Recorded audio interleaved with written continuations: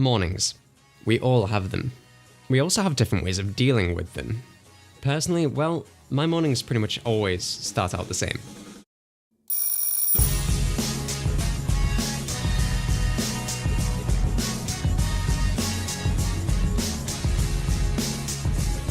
Once I'm done with my daily routine, the most important part by far comes into play. After grinding, boiling, and brewing, it's the part that I almost can't cope without. And I'm certainly not alone in this practice. If you wanted to push a narrative, or make a terrible pun in the process, you could say we have a common ground of coffee. But this got me wondering, why exactly is it so popular to begin with, and how did it end up in my cup? This popularity probably owes no small favours to the main brand advertisement campaigns over the last several decades. As you can see, these date back earlier than the 50s. That being said, some of the newer and more recent adverts really have been quite interesting. Some genuinely creative ideas coming from Starbucks, utilising both stop motion and animation. The McCafe section of McDonald's even chiming in with some self-aware comedic commentary, parodying the coffee culture towards what I can only describe as the more elitist market. And then there's Costa with, well, whatever this is. This isn't the only weird thing about coffee. Coffee only grows in a very selective climate between the two tropics of Capricorn and Cancer. This is commonly known in the industry as the Bean Belt. But what's strange about this is, due to the popularity of the product, the main consumers have yet to grow a plant between them. But this begs the question, how do we get from growing the product to a fully roasted bean? I got in touch with Karen, the owner of a local coffee roastery, who agreed to let me film the process from start to finish. This is Steve, the master roaster. So what we do is we put the beans into the hopper, we turn the gas on and bring it up to its core temperature, which is around about 140 degrees. When it's up to temperature, you drop the beans into the drum rotates, and throughout a period of about 14 minutes, we're starting to get towards the end of the roasting process. Not an awful lot happens initially, but once you start to view the beans in this window here, you'll start to see them change colour.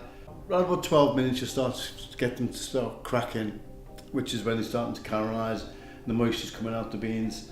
And that is one of the crucial periods within the roasting process. Then drops it into the cooling bin, which rotates and it's got cool air flush through the coffee beans, trying to get them to stop roasting as quickly as possible as you've got them to the optimum profile. As soon as that's completed, we take it out, get the beans out, and that'll be the end of the whole process. As luck would have it, I managed to track down one of the cafes that Karen supplies, as I wanted to try it for myself. The Espresso, a 30ml shot of concentrated coffee, commonly perceived to be its purest form, requires the following: 9 bars of pressure to force 93 degrees Celsius water through a 7 to 9 gram puck of finely ground coffee, a puck compressed with no less than 40 pounds of force, and all of this within 25 seconds of brew time. The end result?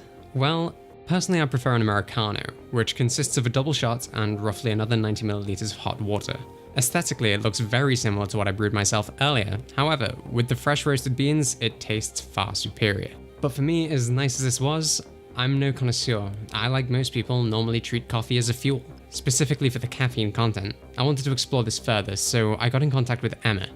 She's a local dietitian working for the NHS. I asked her exactly what is caffeine and how does it affect the body. So caffeine is a stimulating drug. It is found in tea, coffee, chocolate, and also it's added to energy drinks.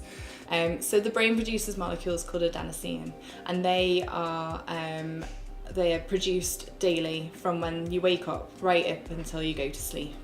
And this adenosine helps to dilate blood vessels, mostly in the brain, but throughout your whole body as well, and slows down our nerve cell activity, so then can actually induce sleeping. It does that by binding to a specially designed receptor in the brain, and then it can carry on doing its function as I've just described. So with caffeine being a stimulant drug, it actually can mimic this adenosine molecule that's in the brain.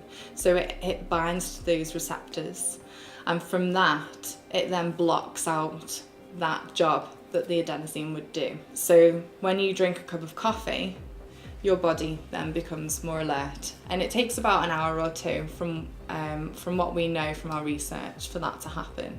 So, what have we learned? I think there's so much going on with coffee under the surface, culturally, chemically, and as a commodity.